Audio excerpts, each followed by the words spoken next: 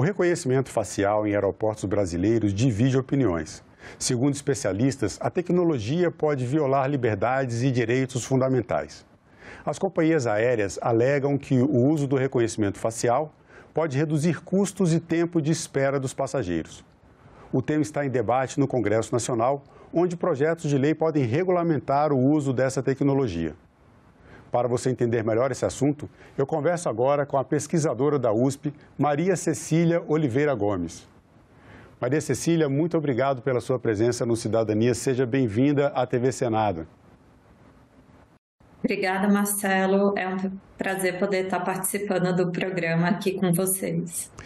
Maria Cecília, vamos começar explicando para as pessoas um pouco do que a gente está falando, né? O que é essa tecnologia de reconhecimento facial e quais são as principais aplicações desse serviço na nossa vida, no nosso dia a dia, o que já está acontecendo aí pelo país? A tecnologia de reconhecimento facial faz parte da vida dos brasileiros já há alguns anos, em áreas que muitas vezes as pessoas não percebem que elas estão sendo objeto de uma tecnologia de reconhecimento facial, como é o caso de, por exemplo, transportes como no metrô ou até mesmo em aeroportos, quando você vai viajar para algum país, por exemplo, e passa por um sistema de reconhecimento facial que vai verificar a imagem da sua face, pontos na sua face e vai cruzar esse tipo de dado biométrico com outros tipos de dados, como, por exemplo, com o seu passaporte, com o seu CPF, com o seu RG e outros tipos de identificação. Então, na verdade, a gente está falando de um sistema de reconhecimento facial que tem diversos tipos de uso hoje no Brasil em diferentes áreas. A área que a gente está tratando hoje no programa se trata especificamente de aeroportos, mas isso é aplicável em outros setores, como de segurança pública, como de transportes, assim em diante. E outros usos também a gente vê, por exemplo, em escolas, academias, as academias de musculação, de ginástica, normalmente várias delas já usam esse tipo de tecnologia. A gente vai falar um pouco disso mais à frente. Vamos falar um pouco sobre esses impactos em relação aos direitos fundamentais, às liberdades das pessoas. O que está em jogo, né? O que pode ser violado, o que está em risco quando a gente está exposto, né? As pessoas estão expostas ao reconhecimento facial, muitas vezes sem saber que estão passando por esse tipo de certificação, autenticação, identificação, né? Há várias palavras para isso. Sim, isso se trata de uma perspectiva de que deve haver responsabilização e prestação de contas do governo ou de controladores, que são organizações em diferentes setores que fazem uso do reconhecimento facial, a fim de que eles possam avaliar os riscos que essa tecnologia implica em direitos e liberdades dos cidadãos brasileiros, para que eles possam ter uma fotografia precisa em relação a esses riscos, através de instrumentos como o relatório de impacto à proteção de dados pessoais, que vai justamente verificar quais são as implicações dessa tecnologia, quais são os direitos que são afetados por ela, como eu consigo mapear esses riscos, como eu consigo classificar esses riscos e, a partir daí, conseguir mitigar. E, para além dessa questão que envolve responsabilização e prestação de contas, tem também o papel de informar e conscientizar os usuários que são afetados por essa tecnologia.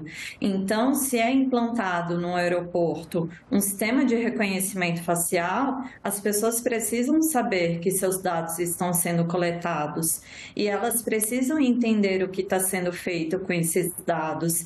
Então, para além do mero papel de fazer uma avaliação de risco e verificar quais são os direitos que são afetados e resguardar esses direitos, tem também toda a parte de responsabilidade e conscientização em relação a informar essas pessoas e também perguntar, se for o caso, no tratamento de dados que está sendo aplicado, se elas querem passar por um sistema de reconhecimento facial ou se elas não querem.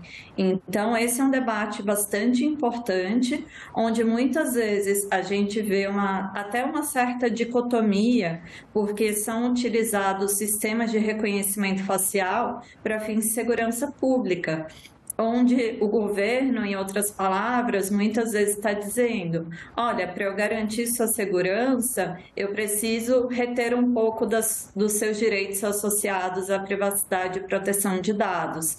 Mas isso é um falso dilema.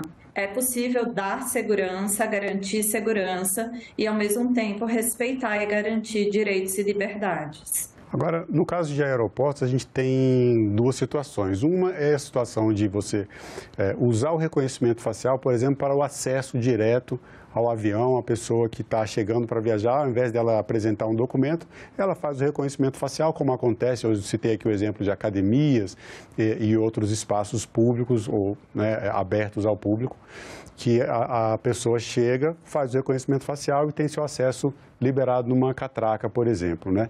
Agora, quando esse reconhecimento facial ele está disperso, por exemplo, num aeroporto, é obrigatório que estejam identificadas, que haja placas ostensivas informando que existe ali o reconhecimento facial.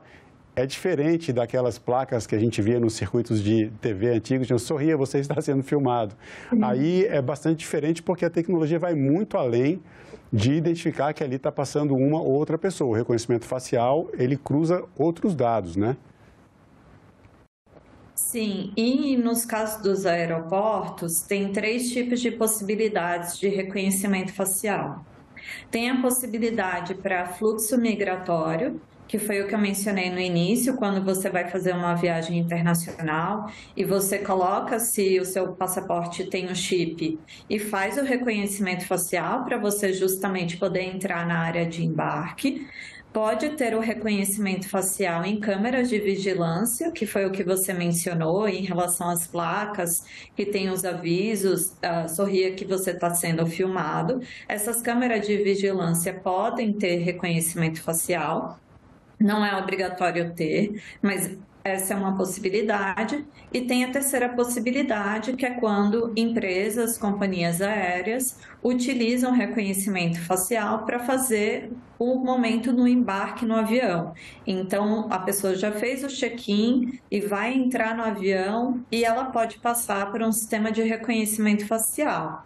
Só que o que muda de um cenário para outro é que a mesma regra de responsabilidade e prestação de contas se aplica a todos, assim como regras associadas à transparência, a informar que as pessoas estão sendo submetidas a um certo tipo de monitoramento e que esse monitoramento envolve reconhecimento facial, ou seja, coleta de dados biométricos, e quando for o caso, como por exemplo de uma companhia aérea, obter uma autorização legal para fazer o tratamento desses dados. Então, no final do dia, em termos jurídicos, muda um pouco a base legal, que é a hipótese autorizativa. O governo, ele pode utilizar para fins de políticas públicas, se for o caso, como, por exemplo, segurança pública.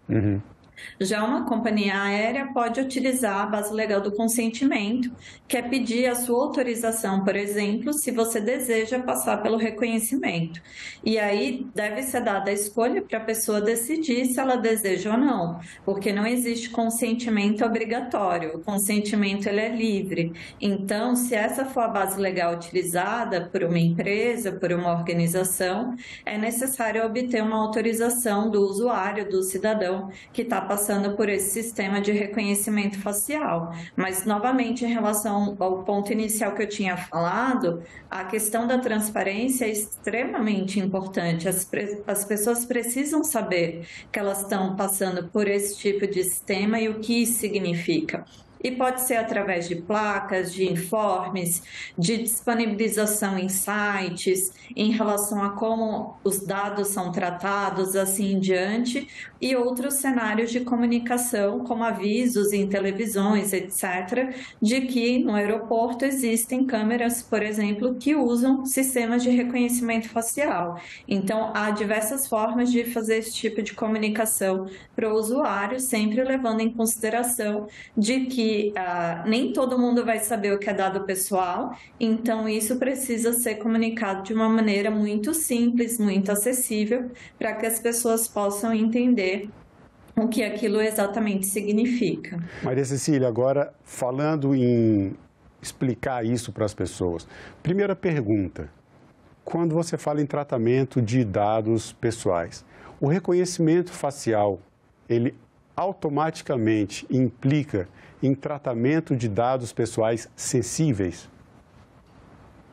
Sim, o reconhecimento facial, ele trata um dado biométrico específico, que é o da face, e para isso ele faz comparação no seu rosto. Ele pega pontos e ângulos da sua face para justamente comparar com uma outra imagem que ele tenha dentro do sistema sua. É esse cruzamento de dados que faz com que justamente seja verificado que a Cecília é a Cecília. Então, vão cruzar a minha imagem capturada naquele momento com uma outra imagem para verificar se sou eu mesma ou se é uma outra pessoa. E tudo isso é dado biométrico, tanto da face, quanto dos olhos, da íris, quanto os dedos das mãos. Todos eles são tipos de dados biométricos e são classificados pela Lei Geral de Proteção de Dados como dados sensíveis, o que significa que são necessários padrões de segurança mais elevados em relação à forma como esses dados são armazenados, tratados e cuidados pelas organizações. Vamos fazer não exatamente uma pausa, vamos abrir um parêntese aqui dentro dessa nossa conversa. Você falou uma coisa importante, nem todo mundo sabe o que são dados pessoais, tampouco o que são dados pessoais sensíveis, você já falou um pouco sobre isso agora. Então vamos explicar para as pessoas do que a gente está falando. Dados pessoais, segundo a Lei Geral de Proteção de Dados, o que são? São dados que podem tornar uma pessoa identificada ou identificável, como, por exemplo, o nome. O meu nome é Maria Cecília Oliveira Gomes. Isso é um dado pessoal, assim como outros dados associados a mim, como o número do meu RG, a minha CNH, o meu CPF. Tudo isso é dado pessoal. O que são dados sensíveis? São dados pessoais classificados como sensíveis, porque eles têm potenciais de discriminação. Então, o dado biométrico da face é um dado coletado em sistemas de reconhecimento facial e, por isso, precisa ter um padrão mais elevado de cuidado no tratamento em relação a esses dados. Agora, existem, como eu falei no começo da entrevista, projetos de lei tramitando no Congresso Nacional para regulamentar o uso do reconhecimento facial. Hoje já existe em aeroportos brasileiros alguns que estão utilizando o uso do reconhecimento facial. Isso ainda não está regulamentado. Há uma discussão, inclusive alguns pontos de vista diferentes, o tema é polêmico, e uns alegam que esse serviço deveria aguardar a regulamentação para depois ser disponibilizado ou para ser aplicado em questões como, por exemplo, o uso em aeroportos, né, por companhias privadas. Como é que você vê essa questão em relação à LGPD, o que a gente tem hoje de uso de reconhecimento facial, por exemplo, em aeroportos, que é o objeto aqui da nossa entrevista, está de acordo com a lei ou falta regulamentação para que o serviço seja aplicado? A Lei Geral de Proteção de Dados, quando ela foi aprovada em 2018, ela veio consolidar, na verdade, uma arquitetura muito grande de leis setoriais de proteção de dados no Brasil, como é, por exemplo, o Código de Defesa do Consumidor. A gente considera como uma lei setorial de proteção de dados, assim como é o Marco Civil da Internet, entre outros.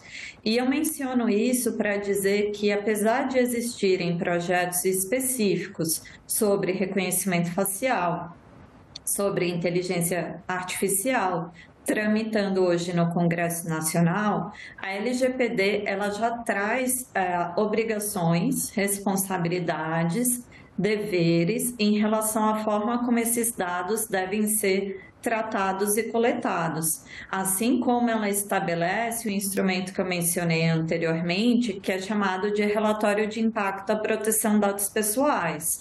Então, antes de ocorrer, por exemplo, a implementação de um sistema de reconhecimento facial em aeroportos, o mais adequado seria fazer relatórios de impacto para que pudesse ser avaliado quais são os riscos que foram mapeados, identificados, quais serão as medidas de mitigação desses riscos, a fim de preservar e garantir os direitos das pessoas, direitos fundamentais, como, por exemplo, direito à privacidade, direito à proteção de dados, a liberdade de ir e vir, por exemplo, que é uma liberdade que se aplica no caso de aeroportos. Então, tudo isso poderia, desde já está sendo feito e está sendo cuidado. Para além disso, nós temos a Autoridade Nacional de Proteção de Dados, a ANPD, bastante atuante. Então, com certeza, ela já emitiu várias notas técnicas, guias, comunicados de como devem ser tratados os dados, como deve ser protegidos os direitos, por exemplo. Ou seja, a gente já tem uma arquitetura para fazer uma implementação de um sistema de reconhecimento facial de uma maneira mais adequada, respeitando o que já está previsto na LGPD, para além do que está sendo debatido hoje em projetos de lei. Então, na minha percepção, a LGPD endereça muito bem já algumas obrigações e responsabilidades em relação aos sistemas de reconhecimento facial.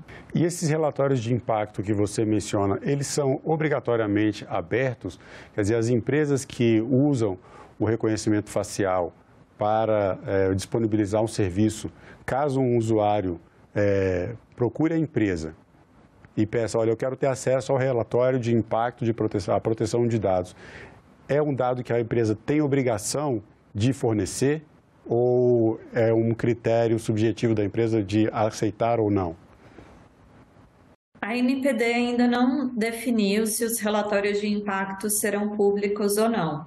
Esse é um ponto bastante polêmico no debate envolvendo relatórios de impacto, onde a gente tem opiniões diferentes, onde, por exemplo, a nível de governo, para políticas públicas em vários países ao redor do mundo, que esse é um instrumento e um processo bastante comum associado a leis de proteção de dados, eles determinam que para políticas públicas, para governo, os relatórios de impacto precisam ser públicos, a fim de ter um escrutínio público, comentários da sociedade civil, academia, o próprio governo, o setor privado, a fim de melhorar essas políticas públicas que estão sendo implementadas, mas a gente ainda não tem isso definido aqui no Brasil. Então, o que o usuário, o cidadão, pode cobrar é que tenha uma política de privacidade, assim como ele pode fazer jus em relação aos seus direitos e perguntar, olha, gostaria de saber como os meus dados estão sendo tratados, que tipos de tratamentos estão sendo feitos em relação aos meus dados, quais dados foram coletados em relação à minha pessoa. Então, ele pode, no exercício dos direitos dele, fazer esse tipo de questionamento para qualquer setor hoje da sociedade. Esse sistema de reconhecimento facial, ele pode chegar a um ponto de gerar uma supervigilância, né? Fala-se que em alguns países já estamos nesse nível. E aí tem uma questão aqui mais reflexiva um pouco. Num sistema, em lugares bastante vigiados, algumas pessoas se sentem mais seguras porque ali está tendo, né, uma vigilância ostensiva e isso dá uma sensação de segurança. Essa sensação de segurança, muitas vezes, leva as pessoas a ter uma sensação junto de liberdade maior, porque, afinal de contas, ali elas se sentem seguras, protegidas. É um dilema, né? Esse tipo de tecnologia, ele vai realmente levar a uma liberdade maior ou é uma tecnologia que pode, no final das contas, cercear as liberdades individuais? Esse é um ponto muito interessante, porque o conceito de privacidade, ele é um conceito, para além da perspectiva jurídica, ele é um conceito filosófico e também sociológico. Em que aspecto? Cada cultura, cada sociedade entende de forma diferente o que é uma esfera privada. Então, eu tenho uma concepção em relação à minha privacidade.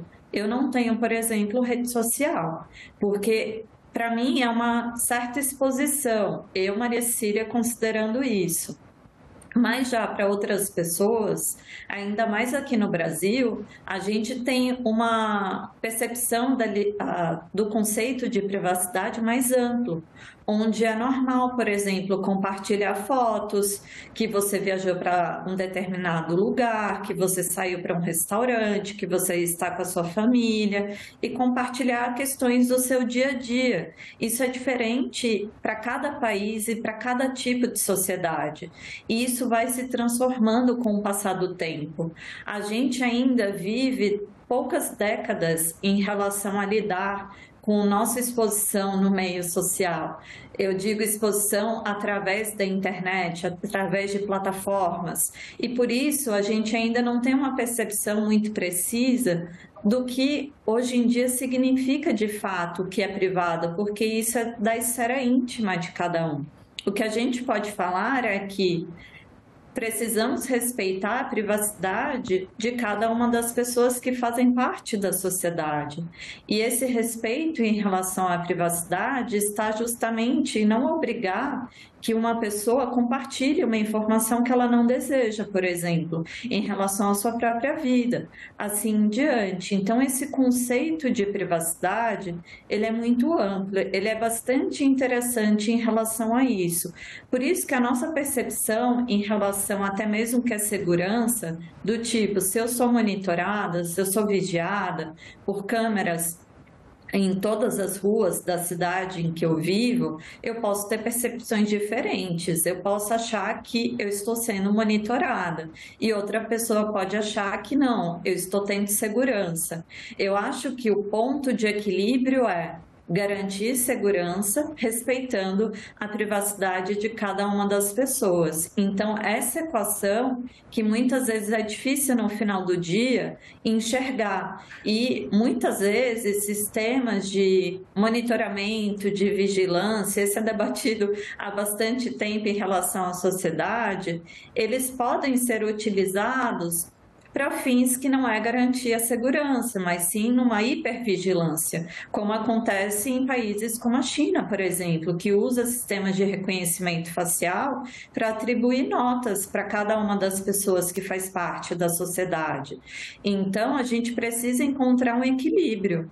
Eu acho que voltar atrás, usando até um termo técnico do neoludismo, de ser contra a tecnologia, não é uma realidade hoje na sociedade que a gente vive, mas ao mesmo tempo eu acho que a gente precisa buscar esse equilíbrio em relação a respeitar o que é a esfera privada de cada uma das pessoas, que convive de maneira coletiva em sociedade, e ao mesmo tempo garantir segurança para que elas possam se sentir seguras ao andar na rua, ao estar no aeroporto, estar num transporte, por exemplo. Só completando essa sua fala, o uso do reconhecimento facial ele pode automatizar, por exemplo, a discriminação. Você falou no caso da China que o reconhecimento facial ele dá critérios, notas para cada uma das pessoas que é reconhecida.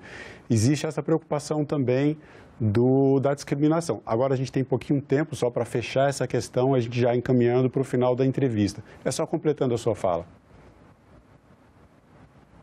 O problema dos vieses que muitas vezes acontecem em tecnologias, não apenas em reconhecimento facial, mas em outros tipos de modelos de inteligência artificial, é justamente não reproduzir discriminação. Esse é o ponto.